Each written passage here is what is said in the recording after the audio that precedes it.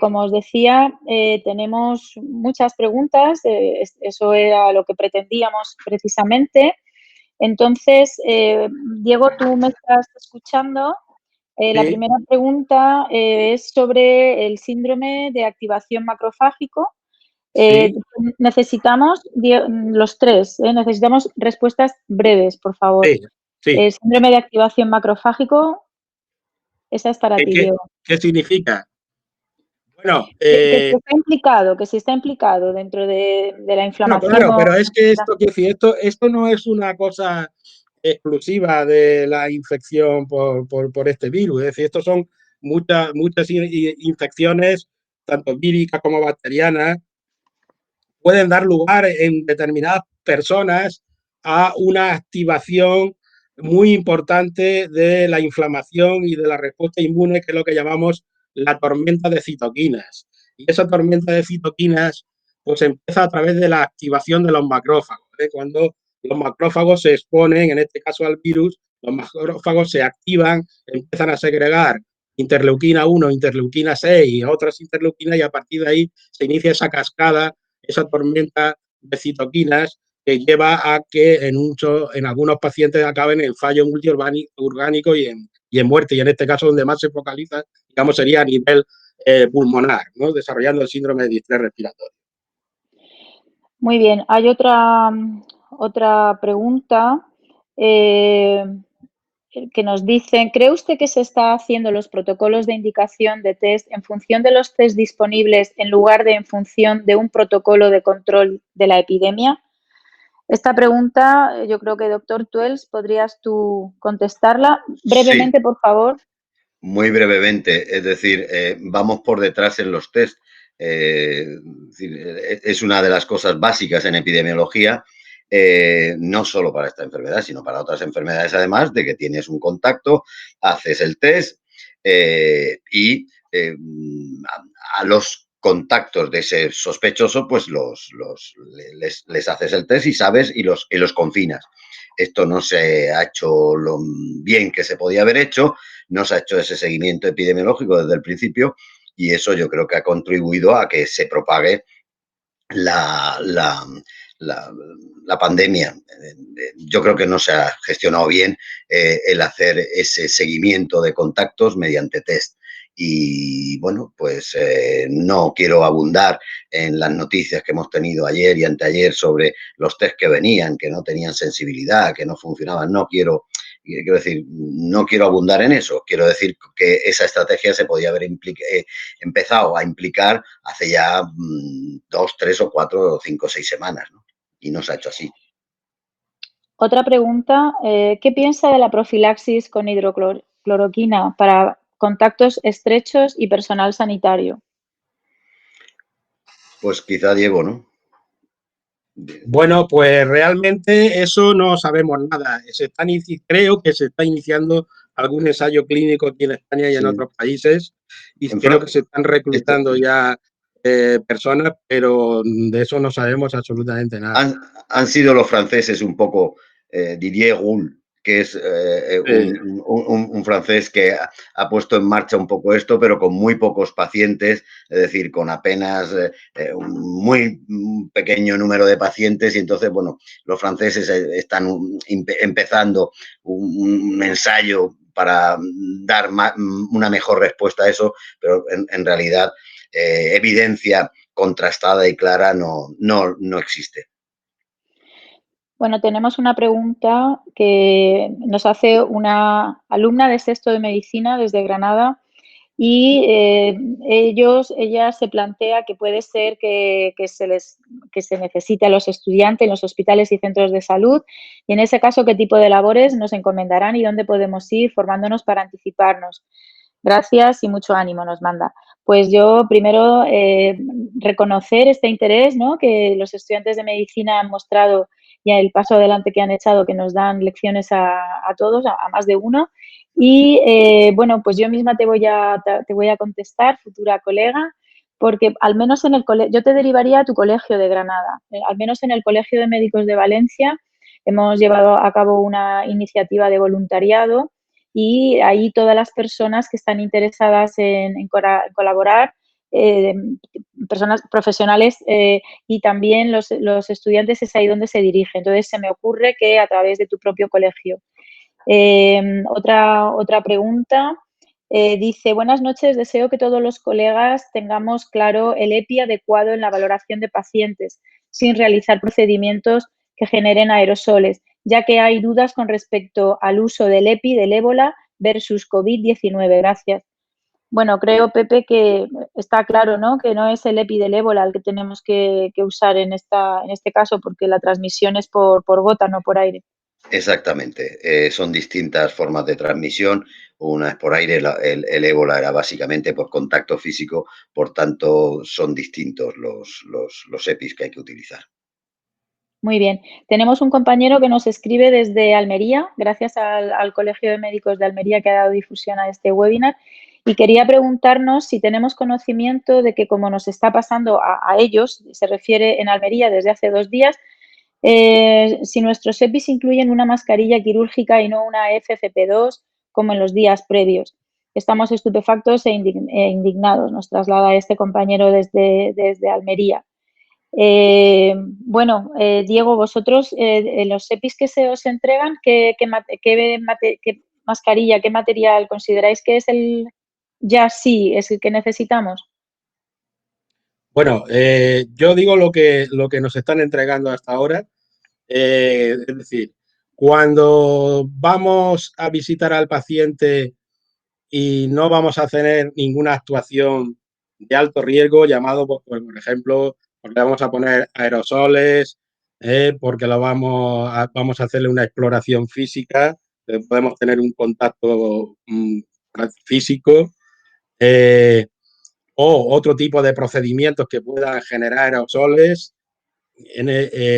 Pues si no se dan estas circunstancias, tenemos ahora mismo una mascarilla quirúrgica, tenemos unas gafas de protección, tenemos una bata y tenemos unos guantes. Y no sé si me dejo algo más. También un gorro. Sí, hay este tipo de actuaciones o medidas de alto riesgo de contagio, pues la mascarilla se sustituye por una mascarilla ya FP2 o FP3, y las batas se utiliza una bata impermeable y unos guantes ya más largos que puedan cubrir bien las mangas de la bata, ¿no? Y creo que no me dejo nada más. Muy bien. De todas formas, esto en el hospital incluso, y supongo que ocurrirá igual en otros hospitales, uno se va viendo, no todo el hospital funciona exactamente igual. Las normas son las mismas para todos, pero luego, bueno, pues hay diversidad y variabilidad, lo mismo que la variabilidad en la práctica clínica. Bueno, ahora hablaremos porque nos preguntan también, o si queréis lo hacemos ya, nos preguntaban precisamente por la situación de los hospitales y los centros de salud de nuestra provincia, en Alicante. Supongo que los compañeros, precisamente los que están en segunda línea y se han puesto a disposición, se han apuntado a esta lista de voluntariado, a esta bolsa de consellería para la contratación, etcétera, pues están preocupados no saben qué escenario van a encontrar. Entonces, bueno, con respecto a los centros de salud, deciros que ahora mismo la afluencia en los centros de salud es muy baja, que la población ha entendido bastante bien y cada día mejor el quédate en casa. Nosotros en los centros de salud estamos atendiendo físicamente a muy poquitas personas, tal vez más enfermería que nosotros, porque las curas de pacientes no encamados siguen haciéndose en el centro. Nosotros diariamente estamos viendo, como os digo, poquitos pacientes. Lo que sí estamos haciendo es que somos médicos pegados al teléfono y completamos absolutamente nuestra jornada. También en algunos centros se ha habilitado el limpio y el sucio, ¿vale? Hay 2 circuitos de circulación de pacientes para dentro de nuestras medidas. No trasiguen por los centros y yo diría que la organización es bastante aceptable, no así la dotación. Con respecto a la situación de nuestros hospitales en la provincia de Alicante, Diego, igual tú tienes cifras de la ocupación de las diferentes UCIs de nuestros hospitales. Bueno, no tengo cifras en concreto sí que tengo del mío, pero bueno, no se trata de decir. Sí, lo que puedo decir es que el hospital está básicamente ahora mismo dedicado a la lucha contra esta infección. ¿Eh? Es decir, no, cada vez hay más salas ocupadas, o como he comentado antes, por pacientes que ingresan con sospecha o con infección confirmada, y son salas de aislamiento, y cada vez estamos utilizando más salas del hospital. Actividad programada hay la mínima, no, vamos, la mínima, por no decir prácticamente casi ninguna. Eh, y pues ya como también estaba comentando, pues casi todo lo que son el área clínica, los médicos de área clínica, pues estamos básicamente pues eso, formando parte de estos equipos que he dicho, y la UCI pues está pues a tope, a tope. Eh, Hoy quedaban todavía alguna cama, no sé, libre con, y ya no solo las camas, sino también equipos de ventilación. No sé a estas horas cuál será la situación, pero en fin, todavía es una situación controlable. El lunes, que fue cuando empezamos, nos vimos desde el viernes al lunes con una avalancha de pacientes ingresados, fue, digamos, un poquito más caótico hasta que nos pudimos organizar, pero yo creo que ahora mismo estamos muy bien organizados, y además estamos trabajando dentro de, aparte de la tensión y el estrés que todo esto está suponiendo, y que estamos trabajando de manera tranquila, por lo que yo he comentado al final con esa fotografía. Tenemos el hospital tranquilo, podemos trabajar tranquilos, no tenemos familiares, solo en el caso de los niños, de personas muy dependientes, un familiar. Y yo creo que esto nos tiene que hacer reflexionar una vez que pase esta epidemia de cómo debe funcionar el hospital, y que el hospital no sea, como ha sido hasta ahora, un espacio público donde la gente podría andar y entrar y salir totalmente a sus anchas. Nos traslada nuestra presidenta una pregunta. Si hay portadores asintomáticos, ¿cómo es posible que no exista recomendación de usar mascarilla, sobre todo en el ámbito sanitario, en la atención de cualquier caso? ¿El criterio no será porque no hay, doctor Tuels? En efecto, el criterio es porque no hay. Así de sencillo. Si hay portadores asintomáticos, si la escasa provisión de EPIs puede estar relacionada con el alto número de infectados entre el personal sanitario. Bueno, no sé si puede contestar Diego o contesto yo. Respecto al personal sanitario, yo creo que, bueno, tú dirás, Diego. No, yo no creo que la escasez sea porque haya escasez de material, sea porque haya muchos profesionales sanitarios contagiados. Yo creo porque es que hay muchos contagiados, y un porcentaje que, bueno, estaban hablando ayer, digo, en términos de España, de aproximadamente un 14%, ¿no? Sí, en efecto, un 14 o 15% Más alto de que en personal otros sanitario. países, ¿eh? Pero la escasez, de luego, no es porque haya mucho personal sanitario contagiado. Uh-huh. La escasez es porque no han una... llegado, porque no está llegando el material, nada más. No se está Nos hacen gestionando una bien la compra. pregunta. No se está gestionando bien la compra. Nos hacen una pregunta que yo creo que es la pregunta. ¿Para cuándo se espera la situación más caótica? No, desde el punto de vista epidemiológico, hay un comportamiento distinto. Una cosa es el país, España en global, que todavía está aumentando el número de casos, el número de personas fallecidas, y otra cosa es el comportamiento interno del país, que es diferente en cada autonomía. Hay autonomías, como por ejemplo Andalucía, que tienen menos casos y menos fallecidos. La Comunidad Valenciana es afortunadamente, es una comunidad en la que hay un poco más que en Andalucía, pero muchos menos casos y muchos menos fallecidos, tanto en números crudos como proporcionalmente, que Madrid o Barcelona o La Rioja, por ejemplo. Madrid se ha convertido un poco en la Lombardía o en el Wuhan español, ¿no? Y entonces esto, ¿cuándo se va a alcanzar el pico? que es lo que hacen, la pregunta que hace mucha gente, aunque se están haciendo simulaciones, yo creo que va a pasar todavía 2 o 3 semanas hasta que eso se pueda ver. Y se va a ver por el comportamiento no solo de Madrid, sino de las autonomías en las que no suba la curva de manera espectacular, ¿no? Y el crecimiento sea más contenido, ¿no? Entonces, de alguna manera, yo creo que ahora la persona que, en fin, nos han dicho que vamos a estar confinados 15 días más, yo creo que el tiempo de bajar la curva, yo creo que van a ser más de 2 semanas seguro.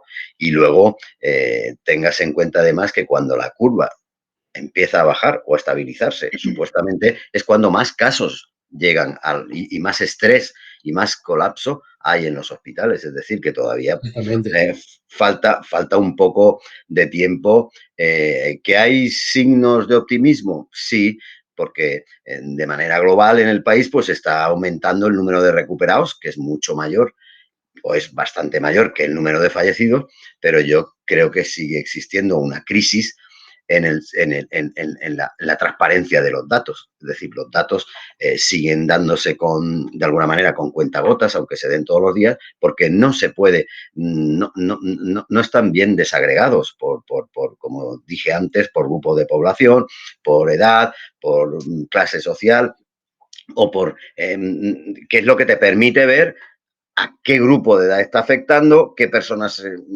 son las más alcanzadas y eso es lo que te permite hacer buenos pronósticos. Pero si no tienes buenos datos, no puedes hacer buenos pronósticos.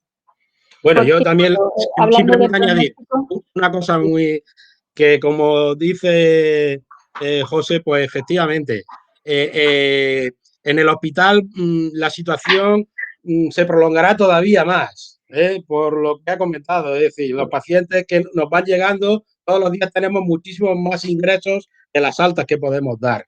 Y además son pacientes, ya el que ingresa en el hospital, la mayoría son pacientes más o menos graves, y con estancias hospitalarias largas que me imagino, y sobre todo los que ingresan en UCI, no podemos dar a los pacientes, aunque estén clínicamente estables, de alta rápidamente, pues porque ya sabemos lo que tú has comentado ahí, el tema del séptimo día, ¿no? Séptimo, octavo día, que se nos pueden complicar.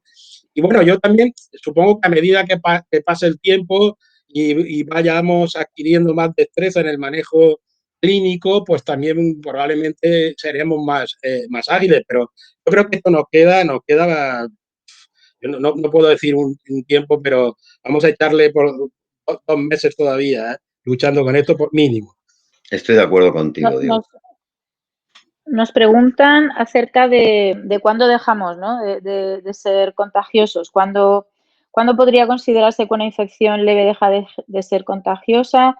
¿O qué inmunidad deja la infección? ¿Se está haciendo serologías para confirmar si eres inmune en el caso de sospecha de infección pasada? Yo creo que no se están haciendo. Es decir, ahora mismo son 2 preguntas. Una, inmunidad inmediata. Las personas que han padecido el COVID, pues parece que sí, que tienen inmunidad inmediata. ¿Cuánto les va a durar esa inmunidad? Está por ver. Hay que hacer estudios para saberlo. Cuando una persona ha pasado la enfermedad, se está diciendo que la persona, digamos que está curada, más por la clínica de la persona y por el tiempo que haya pasado. Pues si ha pasado 14 días cuarentenado, pues y ya no tiene síntomas, pues se dice que se ha curado, pero no se está haciendo test que confirmen que pasó la enfermedad, pero que en ese momento no la tiene. Eso no se está haciendo. Eso es algo que bueno, ¿Y se ya lo hemos debería? comentado. ¿Y se Pues debería claro que hacer? vamos a ver, si se quiere tener una buena descripción de la enfermedad y desde el punto de vista epidemiológico, saber bien cómo se produce esa enfermedad, a qué personas afecta, cuánto tiempo de recuperación hay, pues si no haces las pruebas necesarias, pues es como si te lo puedes inventar si quieres, pero no es lo correcto. Lo correcto es investigar. En este caso, bueno, ahora que parece que van a llegar los famosos test, pues a lo mejor el perfil epidemiológico se puede ver mejor. Es decir, quiero anotar aquí algo curioso, y es que en España se están haciendo muy pocos test y se está haciendo a personas muy sospechosas, es decir, con unos cuadros clínicos así. En algún otro país en el que se han hecho muchos más test, se ha visto que pasan muchas personas jóvenes de 20, 25, 30 años, pasan la enfermedad, pero de manera prácticamente asintomática. Con lo cual, son datos que ahora mismo estamos perdiendo. ¿Por qué? Porque no estamos viendo cuánta gente joven se ha infectado o está infectada o ha pasado la enfermedad sin prácticamente enterarse, ¿no?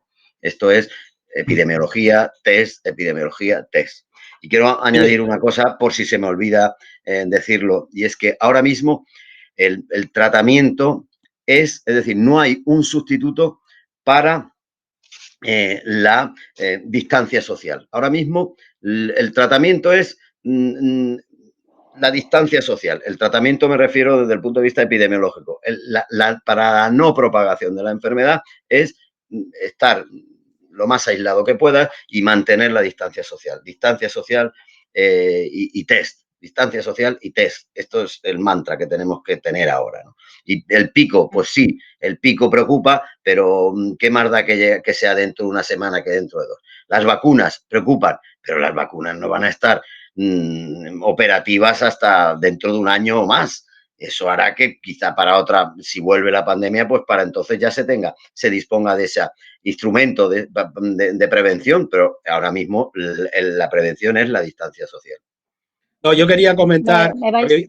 habían preguntado si teníamos pruebas serológicas. Pruebas serológicas de detectar anticuerpos. Que yo sepa, son pruebas que todavía no sé si están disponibles en España o no, creo que no, pero desde luego todavía no se están utilizando. Pero vamos, yo creo que esto, la utilidad práctica que pueda tener es que, pues, en el momento en que dispongamos, es que podamos luego pues hacer una encuesta serológica para ver hasta qué punto, cuánto se ha extendido la infección, cuánta gente tiene inmunidad. Exacto. Pero no desde el punto de vista de tomar decisiones clínicas ni tomar decisiones en cuanto si hay que retirar aislamiento, no. No, es desde el punto de vista epidemiológico, para describir la enfermedad. Desde luego no para tomar decisiones clínicas, como bien dice Diego. Bueno, vamos ya por encima del tiempo. Vamos a elegir 3 últimas preguntas. Es que son innumerables las preguntas que nos han llegado y, bueno, pues me parece que tendremos que contestarlas, aunque sea offline, pero quería deciros, bueno, hay una que es con respecto a cuándo damos el alta. Esta la voy a contestar yo. Nosotros, si os el protocolo del ministerio dice que sería a los 14 días desde el inicio de los síntomas, de la fiebre, y hasta una semana hasta una semana después de tener síntomas. Ahí es donde, en ausencia de un test que diga que un paciente ha negativizado, nosotros tenemos que decir que ya se puede incorporar a la actividad laboral. Nos preguntan, es una pregunta muy sensible, coincidiréis conmigo en que nos estamos manejando constantemente con términos ya de bioética y nuestro código deontológico. Nos preguntan si ya se está haciendo selección o cribado de pacientes para decidir terapia respiratoria intensiva en base a la edad. No sé, Diego podría contestar, pero yo creo que aquí ahora mismo no hay un nivel de saturación que ponga en ese brete a los compañeros. Bueno, vamos a ver. El tema está, vamos a ver, el poner una terapia, o sea, el intubar a un paciente y someterlo a ventilación mecánica siempre tiene sus restricciones fuera de esto, ¿no? Es decir, hay personas que son con muchísimos años, personas de 90 años con muchísimas comorbilidades que de manera ya fuera de esta epidemia, pues son pacientes que no son, la mayoría de ellos, candidatos a UCI. Y aquí pues está ocurriendo lo mismo, tenemos que mirar todas estas cosas.